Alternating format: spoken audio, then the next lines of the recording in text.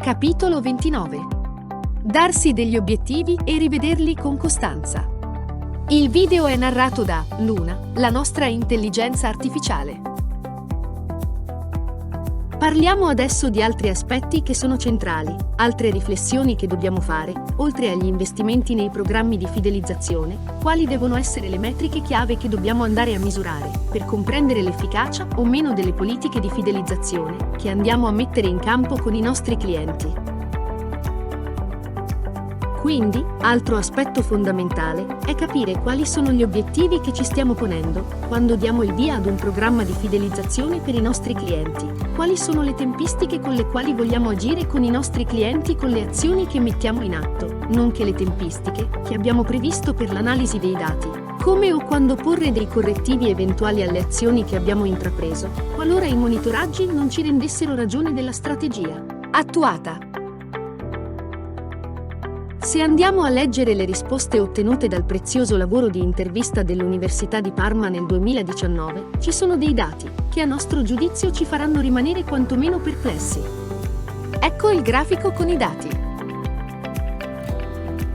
La prima e più grande fonte di perplessità è quel 4% che dichiara di non sapere che vuol dire mettere in piedi un programma di loyalty, ma tanto per averlo a disposizione, e ci fa pensare questo non sapere neanche se e quando vengano rivisti gli obiettivi, ammesso che ne siano stati definiti alcuni.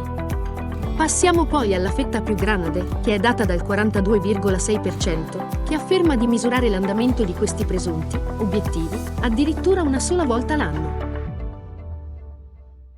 Ci domandiamo come si possa fare una misurazione di stato verso gli obiettivi una sola volta l'anno, considerando che quando andiamo a farla, l'anno stesso è già passato e non possiamo fare più nulla per correggere il tiro, quindi è come se leggessimo un libro di storia. Chiaramente, dopo le considerazioni appena fatte, non andiamo neanche a commentare quel 2,6%, che addirittura arriva a guardare cosa succede in casa propria rispetto ai programmi di fidelizzazione, oltre l'anno.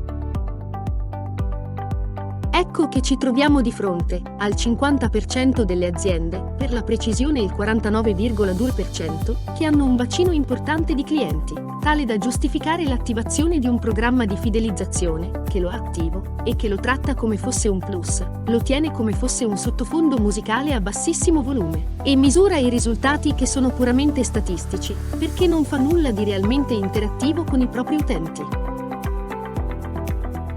Queste lasciano quindi che le cose vadano avanti per la loro strada, effettuano solo delle statistiche finali. Quando viene fatto, non si pone il problema se il programma di fidelizzazione, legato alle proprie carte fedeltà, risponda o meno alle esigenze, porti a casa gli obiettivi prefissati, crei valore, abbia un ritorno sull'investimento. Correggere invece il tiro se le cose non vanno come previsto. C'è poi, per fortuna, una parte di aziende che ogni semestre, il 18,6%, oppure ogni trimestre, in questo caso il 32%, che gioca un ruolo realmente attivo sui propri programmi di fidelizzazione e si pone delle domande volte a lavorarci sopra, da protagonisti.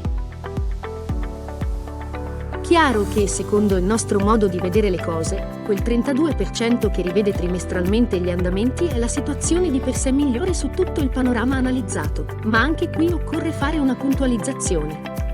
Qualora noi andassimo a mettere in pista una campagna online di advertising su Facebook, Instagram, LinkedIn, Google AdWords eccetera, e pensassimo di andare a rivedere i risultati, le strategie eccetera, porci degli obiettivi con una tempistica di latenza pari a 3 mesi, vorrebbe dire che siamo intenzionati a buttar via potenzialmente tanti soldi, perché in questo caso gli andamenti vanno controllati ogni giorno per porre eventualmente dei correttivi, fare delle integrazioni dei test, eccetera.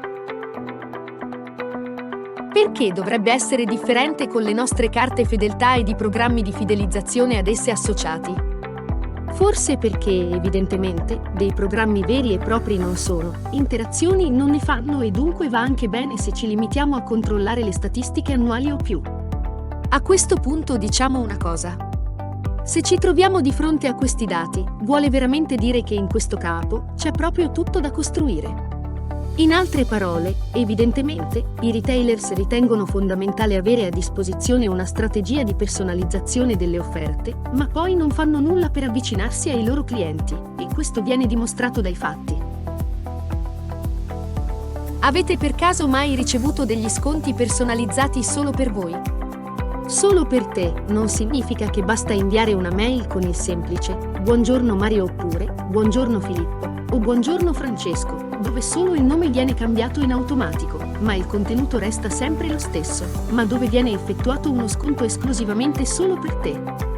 Volendo fare un esempio noto, ad oggi nel 2020, la nota TV Sky clusterizza i clienti per fasce di età e propone il programma di fidelizzazione Sky solo per te, riservato ai clienti che hanno almeno 3 anni di anzianità di abbonamento, 6 anni, 9 anni eccetera, legando ad ogni scaglione dei servizi o concessioni in più rispetto ai clienti più giovani d'azienda ed abbonamento. Questo è un primo esempio, però di solo inizio. Che significa? Subito spiegato. Se noi andiamo a creare dei giganteschi contenitori, dove si vanno a posizionare tutti i clienti che rispondono al criterio di 0-3 anni di abbonamento, 3 a 6 o 6 a 9, considerando che Sky ha 5,19 milioni di clienti, vuol dire che se ci trovassimo di fronte anche a 10 contenitori, posizioneremmo mediamente, in ogni contenitore, la bellezza di 519.000 clienti che a quel punto sarebbero guidati ed incentivati, tutti dallo stesso sistema di fidelizzazione, con tutte le differenze che ci possono essere in una platea di 519.000 clienti, moltiplicati per i 10 contenitori creati. Queste, a nostro giudizio, continuano ad essere opportunità a pioggia, anche se c'è un timido ma lodevole tentativo di differenziare. Siamo ad agosto 2020 e quindi ad oggi la nostra risposta è che non vediamo nel panorama commerciale nessuno sconto personalizzato, non c'è nessuno sconto centrato realmente sul singolo individuo, fatti salvi gli sconti per il compleanno che fanno catene tipo Old Wild West, nessuna comunicazione personalizzata, se non per il nome. Vedi l'esempio fatto prima con la mail personalizzata, e nessuna esperienza concreta di personalizzazione. Questo è il reale punto di partenza del nostro lavoro, di tutto quello che abbiamo creato in termini di piattaforma e di mobile app, in quanto noi andiamo ad offrire una nuova esperienza di fidelizzazione personalizzata, grazie ad una reale esperienza utente o cliente dove ognuno conta uno, ricordate il nostro detto one is one, e dove il modello comportamentale di ciascun individuo è misurato sulla singola persona e non su cluster basati su enormi gruppi di esse. Hai un'attività commerciale? Sì. Bene. Aprila anche online tramite noi.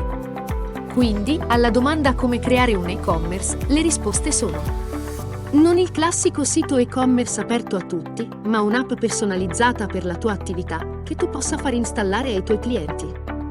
In questo modo venderai solo a loro, ossia solo a coloro che ti conoscono e l'hanno scaricata, ma fidelizzerai 1 milione di volte di più di uno store aperto a tutti, ma da pubblicizzare. Ricorda che i tuoi clienti fedeli sono i tuoi clienti più importanti. E non devi perderli. Noi proponiamo la nostra soluzione. Un'app che ti consente di fare e-commerce su di una tua piattaforma, partendo dai tuoi clienti di tutti i giorni e solo per loro. Come mai una scelta del genere? Se non hai ancora capito, più andremo avanti e più le grandi concentrazioni, sia fisiche che virtuali, saranno troppo forti. Sempre di più si affacceranno altri portali come TikTok o Douyin, dove gli influencer vendono dal vivo articoli di tutti i tipi, utilizzando degli streaming video che si aggiungeranno a YouTube, perché anche Google entrerà prepotentemente nel mondo dell'e-commerce, ma anche agli attuali Amazon e compagni. Come puoi pensare ancora di combattere contro tutte queste grandi piattaforme e con le future che nel tempo arriveranno? L'app ti consentirà tutto in modo smart ed ha tutta una serie di funzioni che, oltre a fornire ai tuoi clienti dei servizi a valore aggiunto, li fidelizzerà, vendita dopo vendita. Curioso di scoprire come creare un e-commerce con la nostra app, e-commerce Evolution? Scopri tutte le sue funzioni.